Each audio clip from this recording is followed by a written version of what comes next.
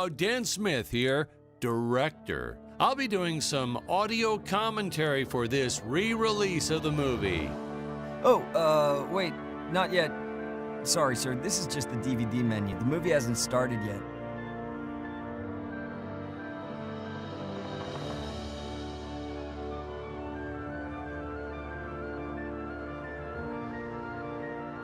Well, I see you dug up the original movie poster.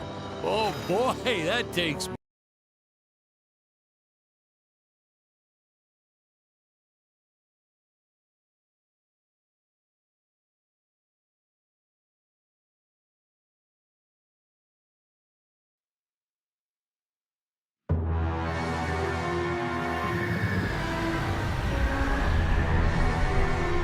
Hello, Dan Smith here. I directed this film back in, well, it feels like a century ago. Yeah. The studio asked me to provide a commentary track for the DVD release. And wham! Straight into the action. No fluff or anything. That's what we did back then. Crash-landed ship. Out pops our hero, the fearless Dick Starspeed.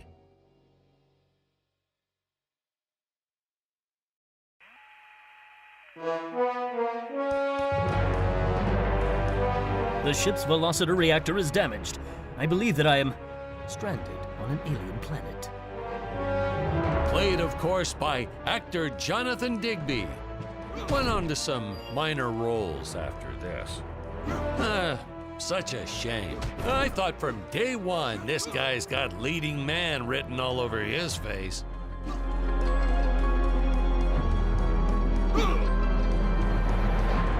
I've often asked why Dick breaks these boxes. He actually ad-libbed it. I told Jonathan, always keep things exciting. Greetings, citizens of Gravoria. I am Dick Starspeed, and I come in peace. Probably shouldn't have had Dick draw his weapon when he was talking about peas. Well, maybe one day we'll go back and CG it into a sandwich or something instead. Ha! Just kidding. And this is what people pay to see. A no-name middle-aged B-list actor duking it out with stuntmen in costumes. Such stunning choreography. And the extras in those robot suits really knew how to take a punch. Oh, literally. I told Jonathan not to hold back. Give it all to him. Kick him in the nuts and bolts.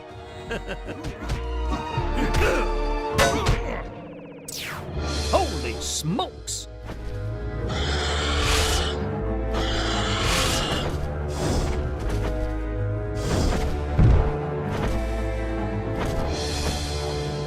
If I land squarely on that grain silo, I should survive this fall unscathed. Well, I shouldn't say this now, but you could actually see the strings if you squinted hard enough. Oh, a screenwriting trick from back in the old days. You put a grain silo or some haystacks down and it solves all your gravity-related problems. It appears some of my equipment was lost when my ship was shot down. But what luck! This high-tech scanner reports that my ray gun is nearby.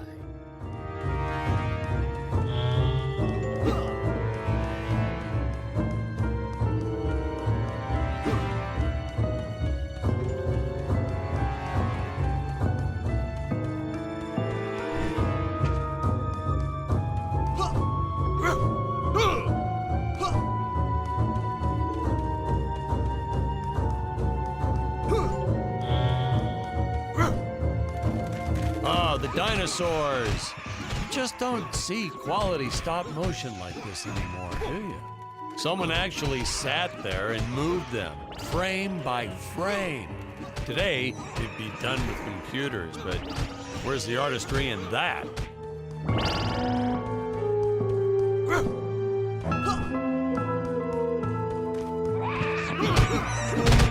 Now, if the trees here look a little plastic, well, it's because they are.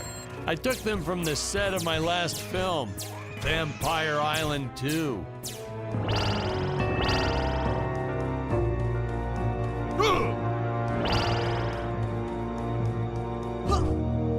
We got our fair share of nasty letters from scientists complaining about our portrayal of the dinosaurs. Was news to me. Apparently, these stegosauruses weren't meat eaters. Must have preferred shellfish or something. Wow, how do they know? That's what I say.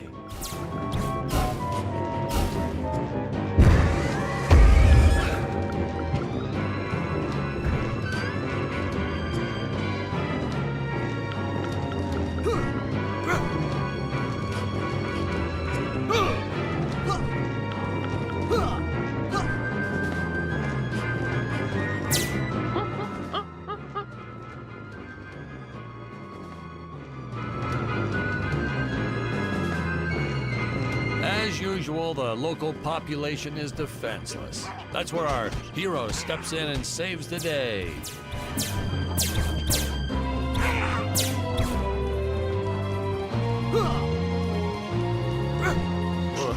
We put Jonathan through a lot shooting this film.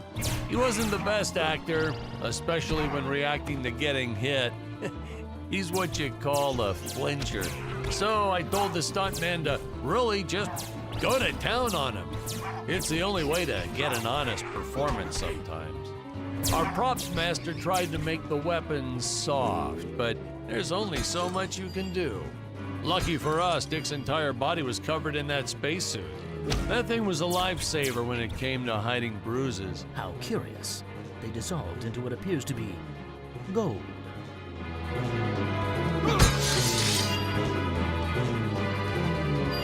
You'll notice the gold disappears when Dick touches it. We had a deleted scene that explained he's actually teleporting it back to his ship.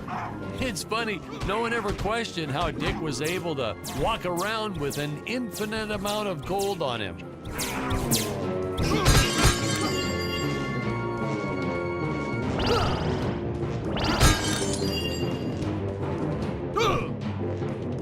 We had to redo these shots. Our first attempt was kind of a disaster. We tried using real apes, thought it'd cut down on the costume budget a bit. But have you ever tried working with apes? They are the worst actors ever. They don't sit still for a moment, and the second you take your eyes off of them, they're flinging their feces all over the place. Jonathan refused to work with them after he got, well, let's just say that he had to take more than a couple of showers one day.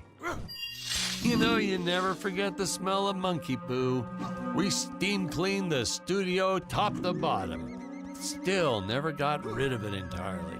All through the rest of the shot, we kept finding those little surprises hiding inside various props. Boy, were those the days.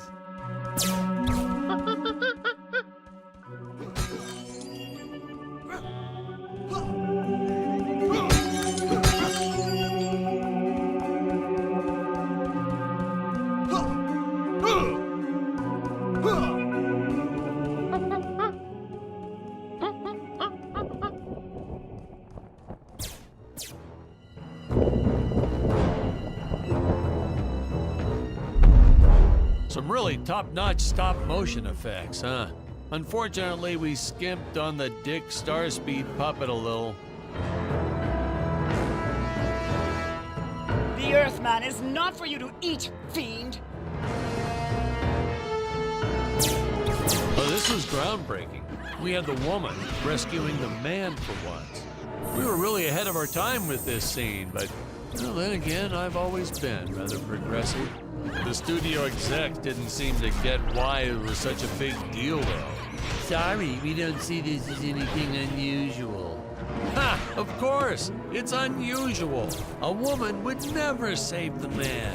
It just doesn't happen. Not in the movies, not in real life. I don't know why we didn't get more recognition for this scene. Well, I guess I was just a little too ahead of my time.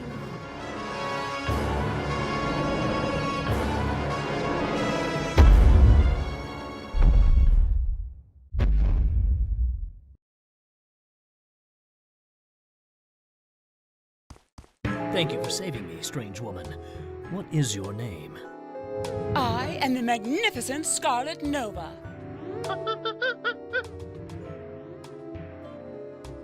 Do Do not question my motives. Just be happy that you are still alive. I must speak with my father at once. I shall teleport to his chambers.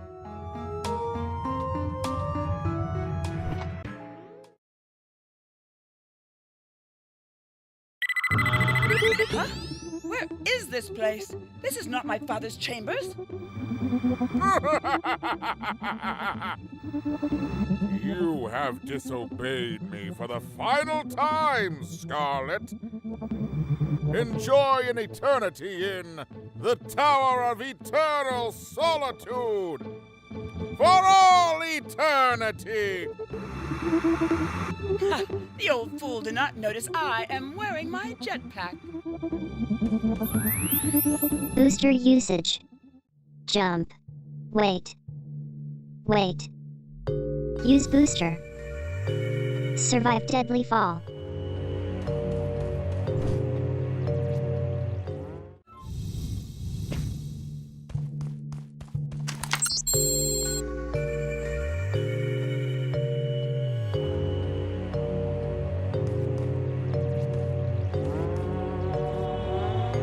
Scarlet didn't quite realize she needed to shoot those energy orbs down below. Keep in mind, Stacy was doing this on a soundstage, okay?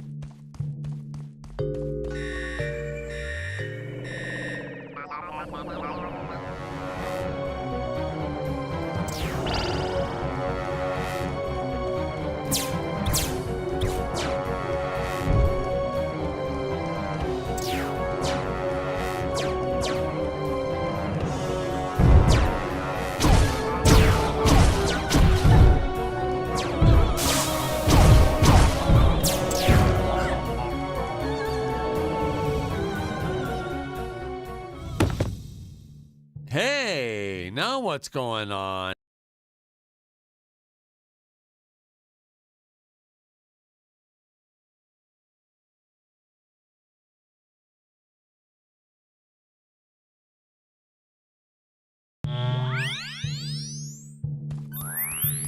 Booster use. Wait.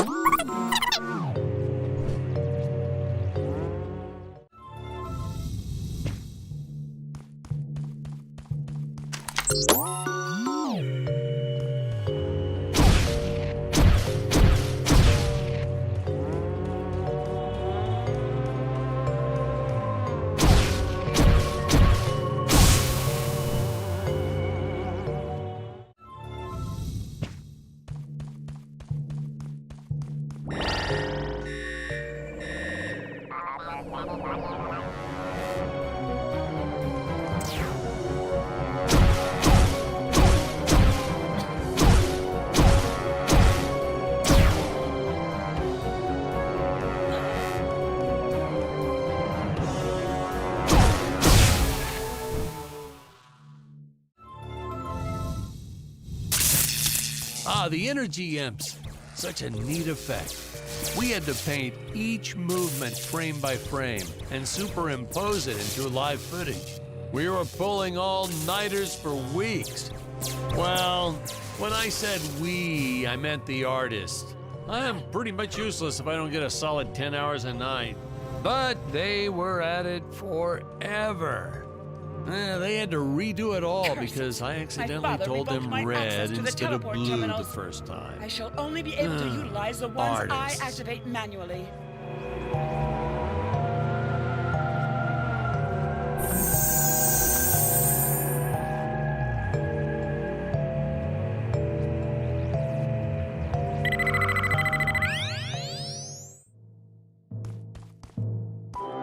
Ah, I knew you would return. Puny Earthman, you shall help me overthrow the Emperor. Why would you turn against your own father? How do I know I can trust you? Oh, this scene. This is practically Shakespeare in outer space. Just as the entire planet does. And, Earthman. huh? Patrick, what's wrong with the video? Sorry, sir. Technical problems. Darn it, we're missing some really good writing here. There. Sorry about that. Well, we just passed right by her big scene. Basically, they agree to work together, but one must stay behind in the sleep chamber at all times. Should I rewind? Never mind, I'll continue from here.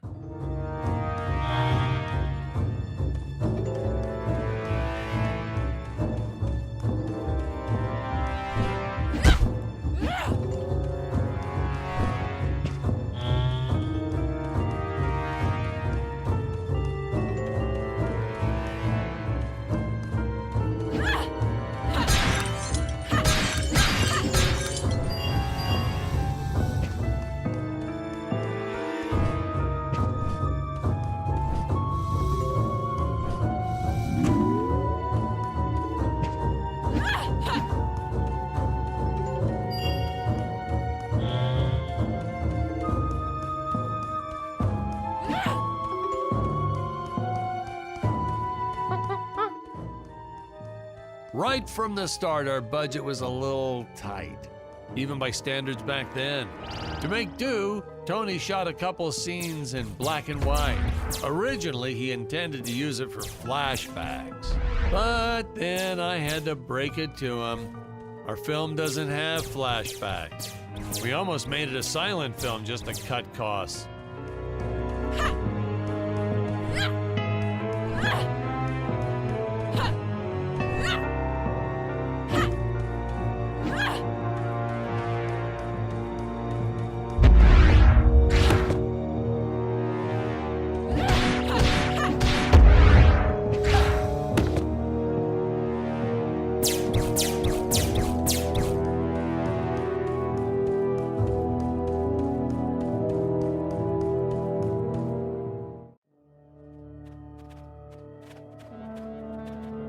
It would appear that now is the time for us to climb the Deadly Tower of Monsters.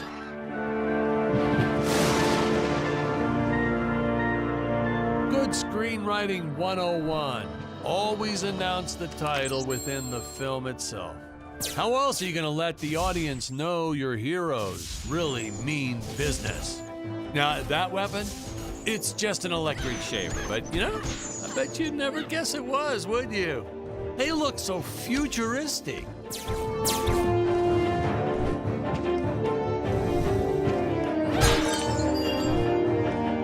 I could have made use of that one at some of our meetings with the studio. Oh, you'd like to see records of where our budget went to this month? Sure, let me get that for you right now. Boom, boom. Unfortunately, those meetings ended in a much different way.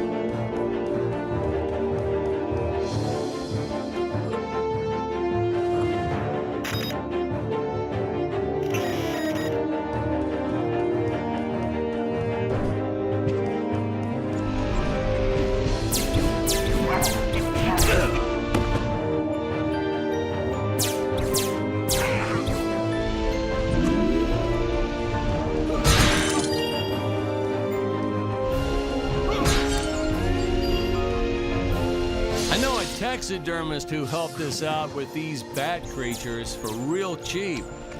He's not good. He's kind of sloppy if you want to know the truth. But that's the best part. A sloppy bat looks scarier. Oh, but you gotta sew up that sphincter. Just trust me on that one.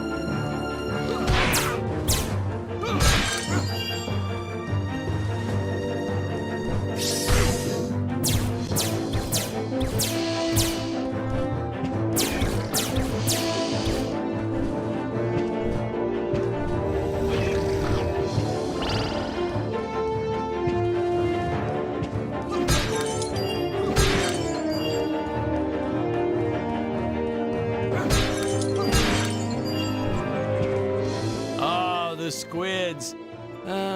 Some board member had these nephews who really wanted to be in the films.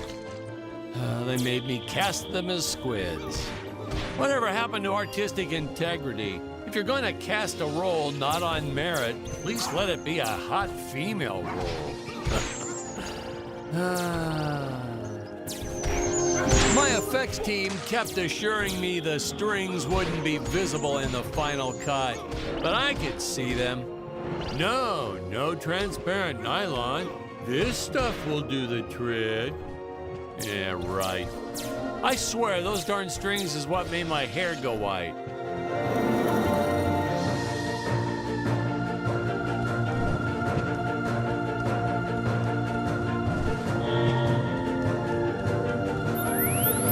Air teleport usage.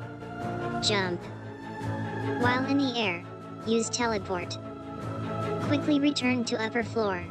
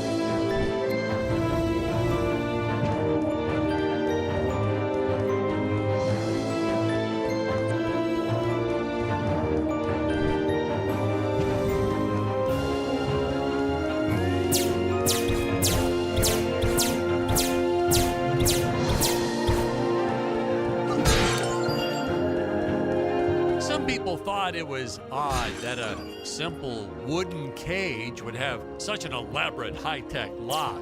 But hey, if a Gregorian ever traveled to Earth, I'm sure they'd think a lot of our stuff is weird too.